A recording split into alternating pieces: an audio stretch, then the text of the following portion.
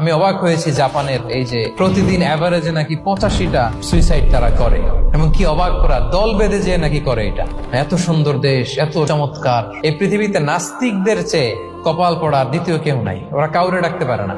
যে হিন্দু মন্দিরে যায় সে ওই হিন্দুর চেয়ে ভালো যে মন্দিরে যায় না, কারণ সে মন্দিরে যে কারো না কারো কাছে কিছু চায়, কিছু বলে, ঠিক কিনা?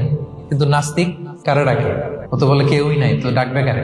নাস্তিকরা একা একা যখন থাকে, জীবন মরণ নিয়ে যখন তারা চিন্তা করে, ওদের দম বন্ধ হয়ে আসে।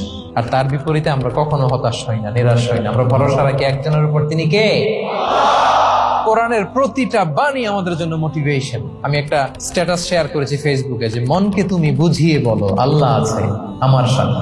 এরকম যদি কাউকে দেখেন সুইসাইডিং মেন্টালিটির, তাকে সময় দিবেন, জীবন নিয়ে তাকে উজ্জীবিত করবেন যে না, লাইফ অনেক সুন্দর, বেঁচে থাকার অনেক কারণ আছে, তোমাকে বাঁচতে হবে নিজের জন্য, পরিবারের জন্য। এজন্য মুসলমানদের মধ্যে সুইসাইডাল অ্যাপ্রোচ কম, আলহামদুলিল্লাহ।